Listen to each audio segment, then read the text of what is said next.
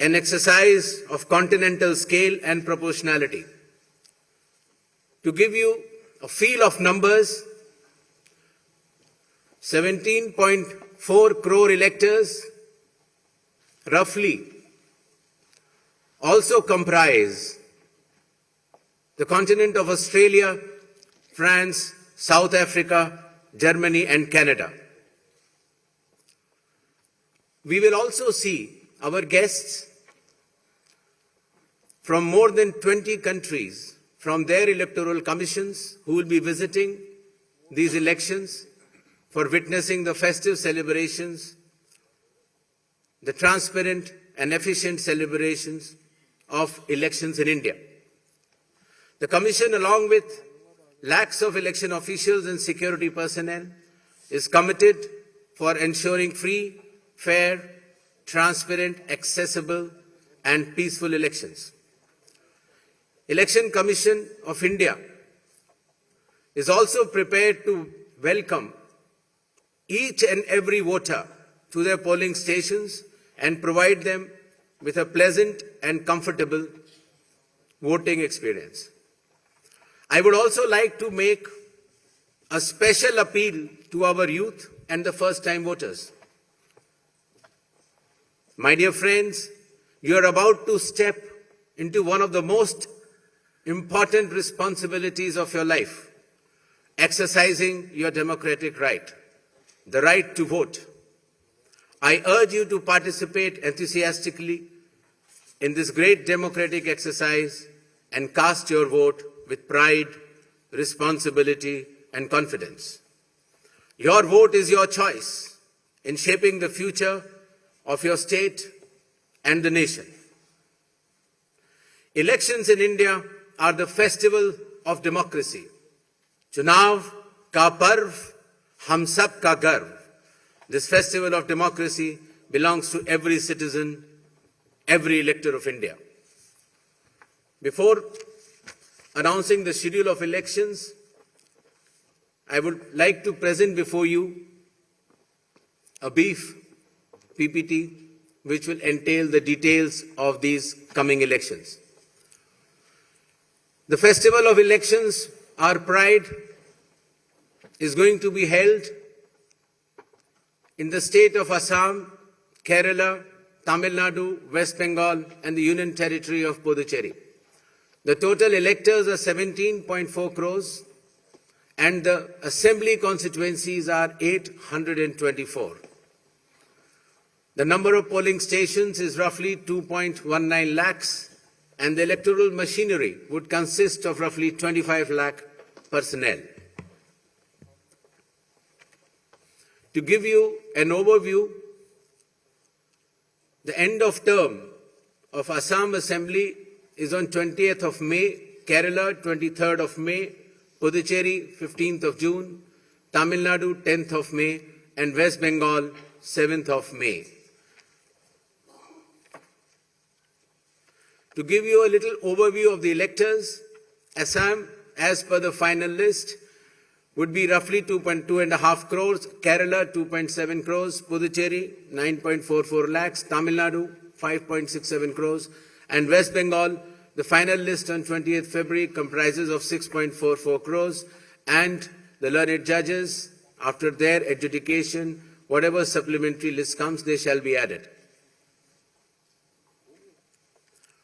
To give you a feel of the category of our electors, we have more than 100 years of age centenarians in Assam, Kerala, even Puducherry, Tamil Nadu and West Bengal.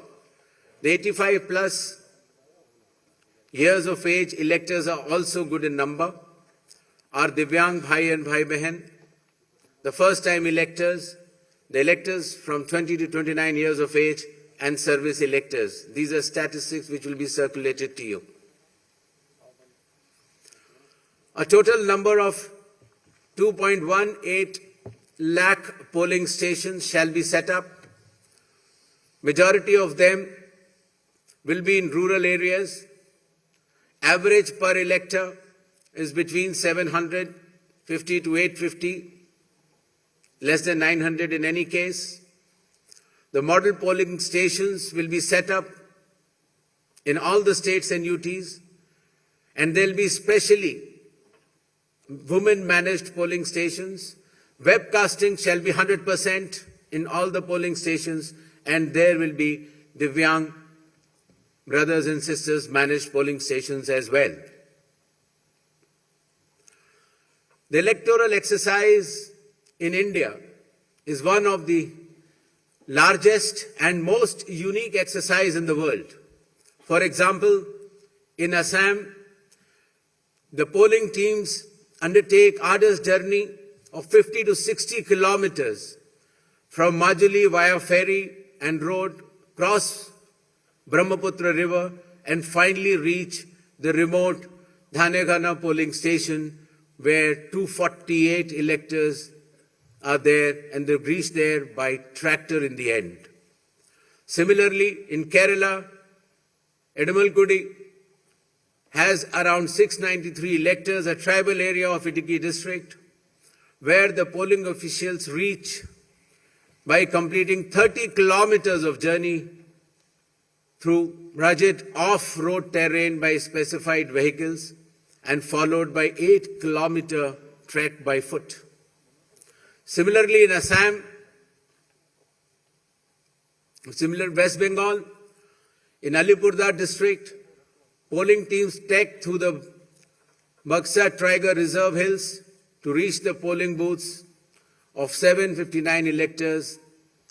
And similarly, in Tamil Nadu, Varasanad Hills, in Theni district, polling officers travel 3 hours across difficult terrain to reach 5 electors. Puducherry also, in its Chidambaram Pillai schools, once a French colony, was designated model polling stations, which has 2 polling stations of 722 and 651 electors. A total of 25 lakh election officials shall be deployed across 5 states and union territory, out of which 15 lakhs will be polling personnel, 8.5 lakh security personnel, 49,000 micro-observers, 1,444 observers, 40,000 counting officials, 21,000 sector officers, and 15,000 micro-observers for counting as well.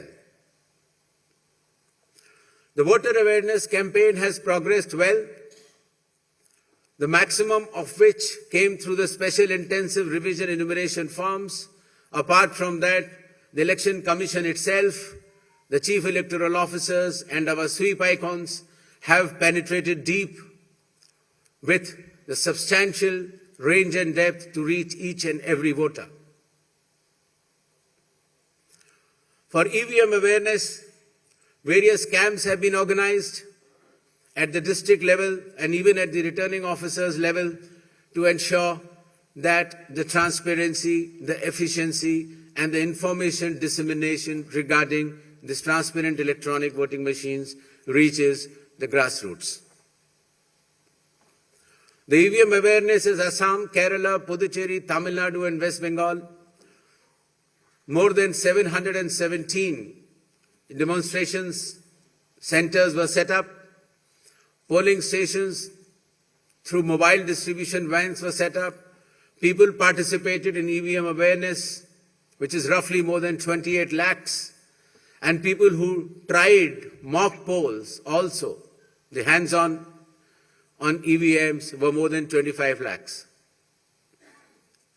In order to ensure a pleasant voting experience, the Election Commission has issued directions that in every polling stations there shall be provisions for drinking water, toilets, signages, ramps, wheelchairs with volunteers, help desks, voter facilitation centers, sufficient lighting inside the voting compartment with adequate shade shall be there in all the polling stations. Special care shall be taken for all our respected senior citizens and Divyangjan. The polling station shall be on the ground floor. There shall be ramps, They have priority in voting. For seating arrangements, special benches shall be put up.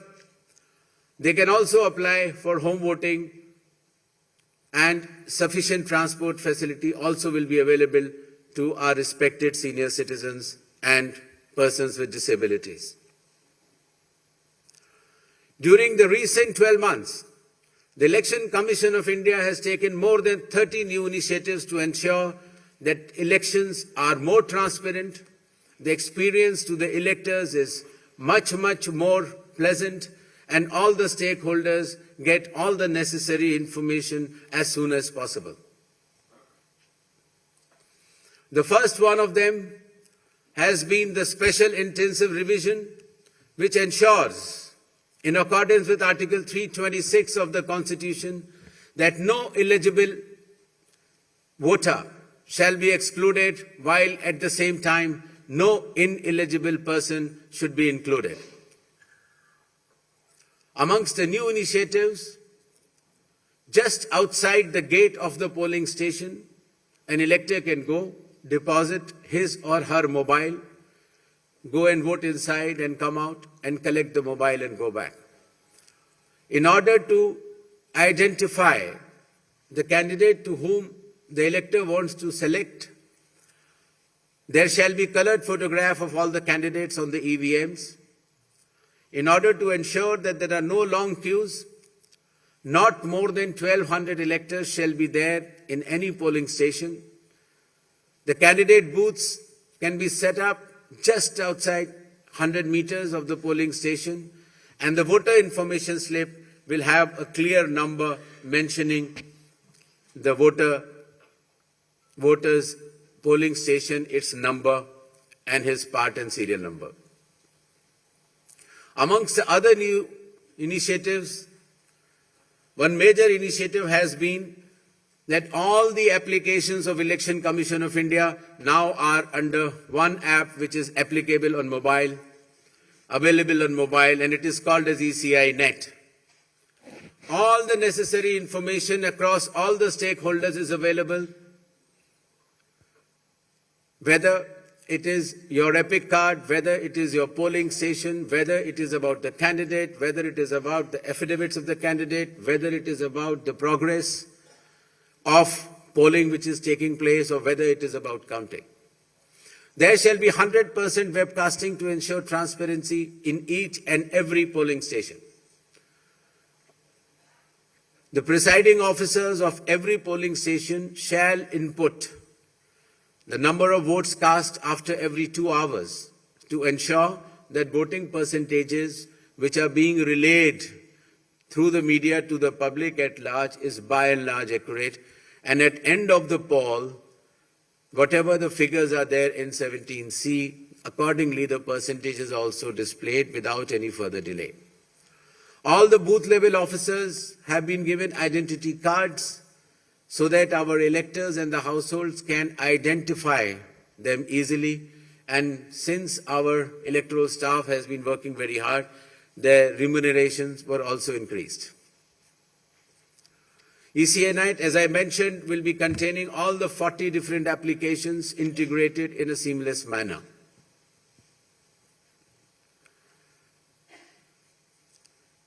In another initiative to enhance transparency, the postal ballots will be counted 2 rounds before the EVMs.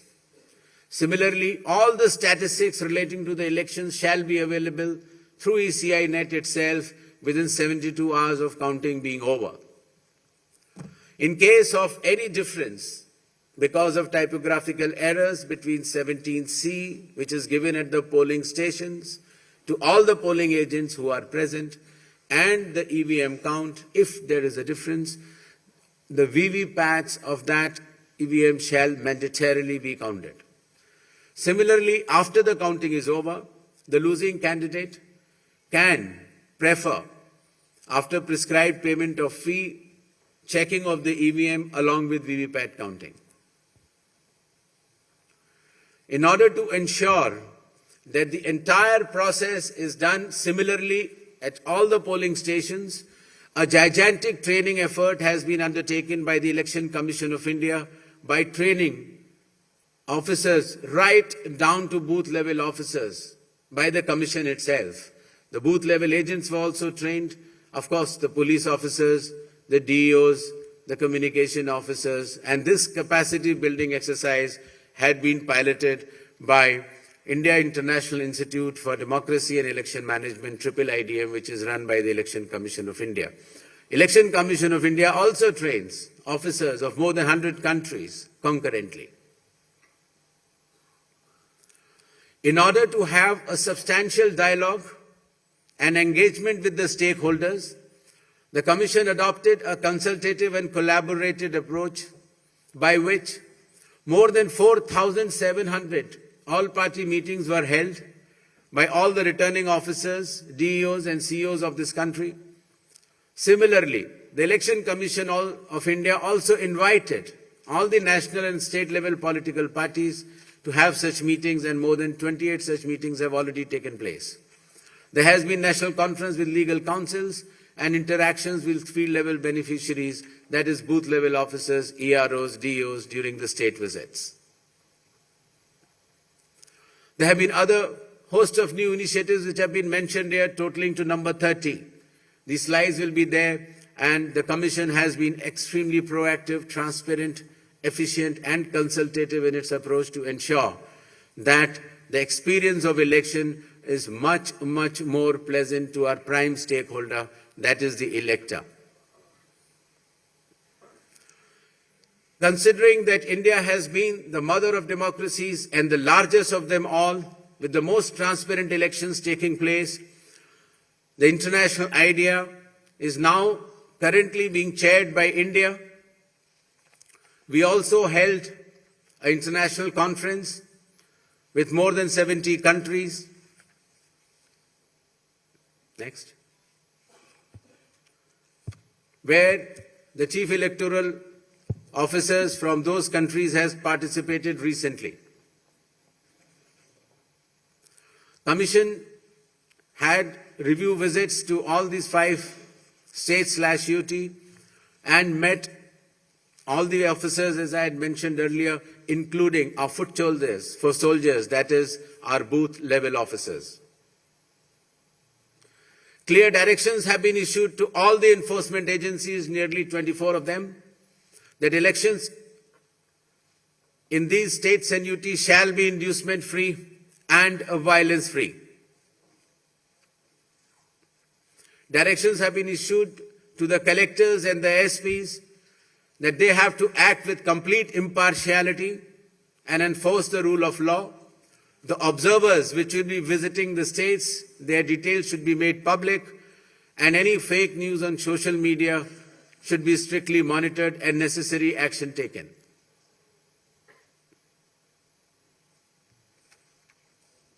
Shall we move to the poll shilling announcements now?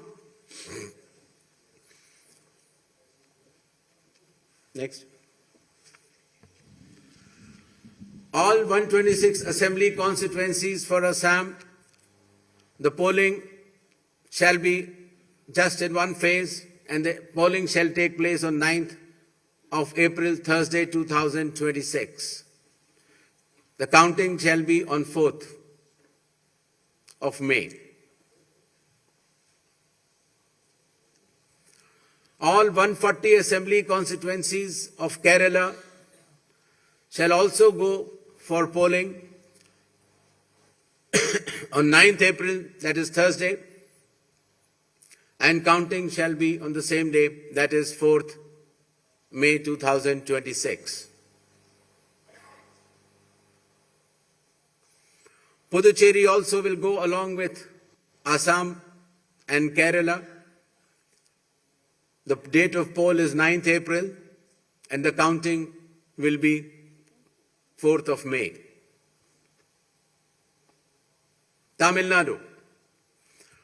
Tamil Nadu, all 234 assembly constituencies will go for poll on 23rd of April in one phase, and the counting shall be on the same day for all the 5 states/UT, that is 4th of May 2026. West Bengal. West Bengal, the 294 assembly constituencies, the polling shall be held in two phases. In the first phase, 152, and the second phase, 142. The date of poll shall be 23rd of April and 29th of April. And the counting shall be together for all, that is 4th of May, 2026.